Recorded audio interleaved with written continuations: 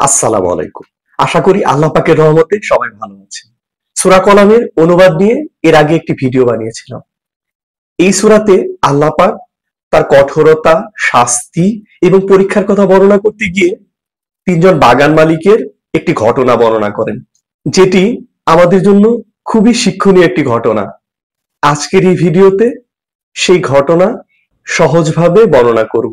এরপর এই ঘটনা থেকে আমরা কি শিক্ষা পেলাম এবং আল্লাহ তাআলার কি বিধিনিষেধ এ সবকিছু সম্বন্ধে জানবো ইনশাআল্লাহ। আশা করি পুরো ভিডিও জুড়ে সাথেই থাকবেন। এক বৃদ্ধের একটি বাগান ছিল। সে তার বাগানের যথেষ্ট পরিচর্যা করত এবং এই বাগান থেকে যে ফলমূল এবং ফসল সে সংগ্রহ করত, তার নির্দিষ্ট একটি অংশ সে গরিব দুঃখীদের মাঝে দান করে দিত। এই বৃদ্ধ লোকটি একজন আল্লাহ ভীরু এবং নেককার লোক ছিলেন। তার 3 সন্তান ছিল। হঠাৎ একদিন বৃদ্ধ লোকটি মারা গেল। তার মৃত্যুর পর তার 3 সন্তান সেই বাগানের মালিক হলো। তারাও তার বাবার মতো বাগানের পরিচর্যা করতে লাগলো। এরপর যখন বাগানের ফলমূল এবং শস্য সংগ্রহ করার সময় হলো, তখন তারা নিজেদের মধ্যে বলাবলি করতে লাগলো, যেহেতু আমাদের পরিবার এখন অনেক বড় হয়ে গেছে, সে তুলনায় আমাদের বাগানের যে ফসল, যে ফলমূল, সেটা অপর্যাপ্ত, অনেক কম।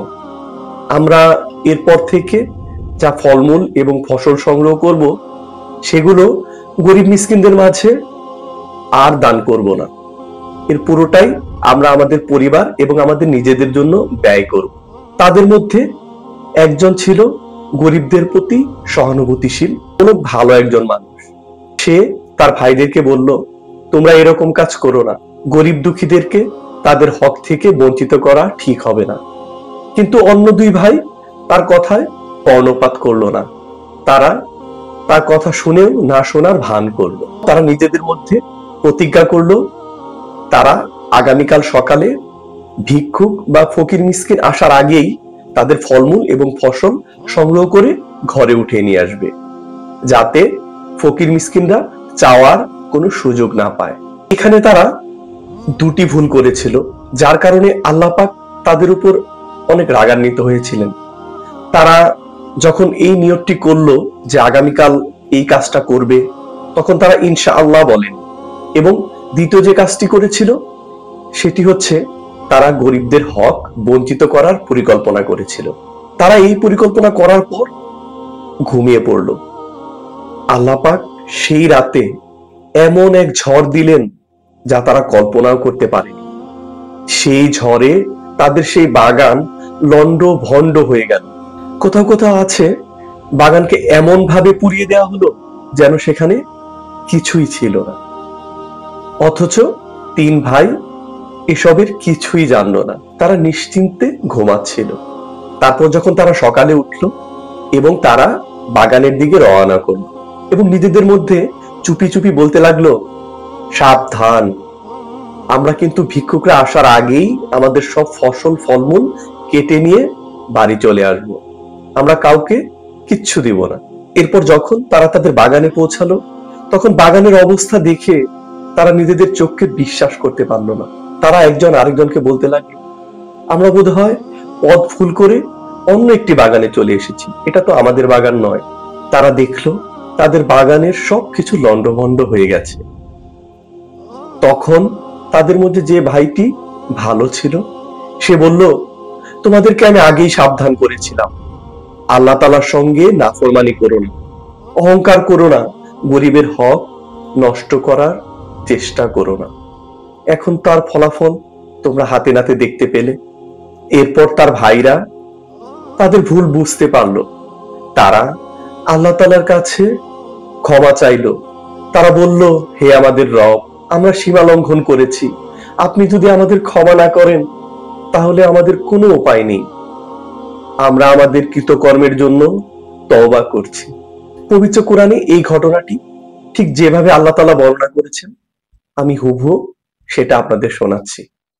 আমি তাদেরকে পরীক্ষা করেছি, যেমন পরীক্ষা করেছি উদ্যানওয়ালাদের, যখন তারা শপথ করেছিল যে সকালে বাগানের ফল আহরণ করবে। ইনশাআল্লাহ না বলে। অতঃপর আপনার পালনকর্তার পক্ষ থেকে বাগানে এক বিপদ এসে পতিত হলো। তখন তারা নিদ্রিত ছিল। ফলে সকাল পর্যন্ত হয়ে গেল ছিন্ন বিচ্ছিন্ন তৃণসম।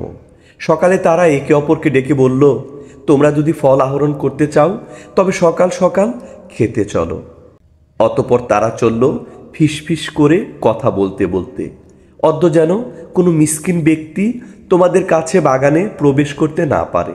তারা সকালে লাফিয়ে লাফিয়ে সজোরে রওয়ানা হলো। অতঃপর যখন তারা বাগান দেখল তখন তারা বলল, আমরা তো পথ ভুলে গেছি, বরং আমরা তো কপাল পোড়া। তাদের উত্তম ব্যক্তি বলল, আমি কি তোমাদেরকে বলিনি এখনো তোমরা আল্লাহ তাআলার পবিত্রতা বর্ণনা করছো না কেন? তারা বলল, আমরা আমাদের পালনকর্তার পবিত্রতা ঘোষণা করছি, নিশ্চিতই আমরা সীমালঙ্ঘনকারী ছিলাম। অতঃপর তারা একে অপরকে ভর্ৎসনা করতে লাগলো। তারা বলল, হায় দুর্ভোগ আমাদের, আমরা ছিলাম সীমাতিক্রমকারী। সম্ভবত আমাদের পালনকর্তা পরিবর্তে এর চাইতে উত্তম বাগান আমাদেরকে দিবেন। আমরা আমাদের পালনকর্তার কাছে আশাবাদী।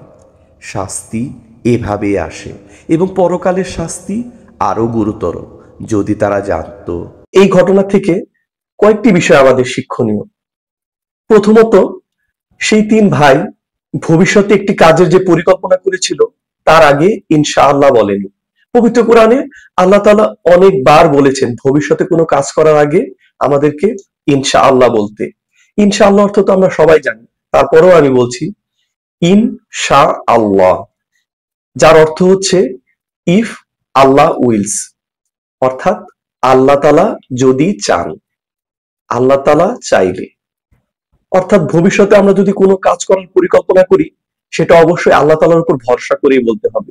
কারণ আমি যদি বলি আগামীকাল এই কাজটা আমি করব, অথচ আগামীকাল আমি বাঁচবো কিনা সেটাও তো জানি না। এই জন্য আল্লাহ তাআলা এই বিষয়ে আমাদের বারবার সাবধান করেছেন যে ভবিষ্যতে কোনো কাজের কথা বলার আগে আমরা অবশ্যই ইনশাআল্লাহ বলবো।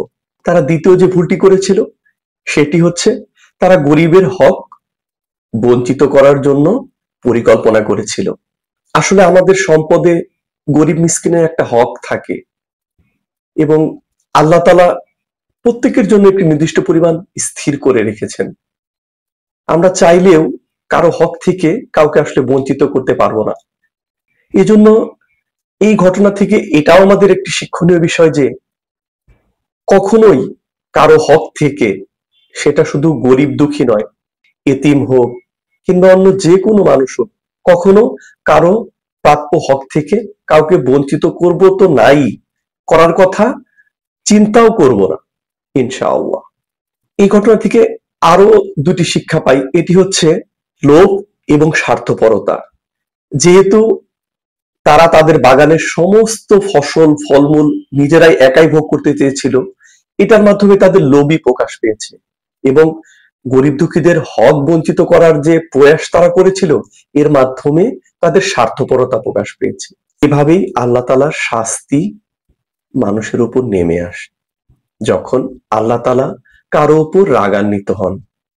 আল্লাহ তাআলা আমাদের সকলকে এই ধরনের গুনাহ থেকে বেঁচে থাকার তৌফিক দান করুন এবং আল্লাহ তাআলার ক্রোধের রোষানলে পড়া থেকে আমাদেরকে রক্ষা করুন। আজকের মতো এখানেই শেষ করছি। ইনশাআল্লাহ পরবর্তীতে আবার হাজির হব ভালো কোনো শিক্ষণীয় ভিডিও নিয়ে।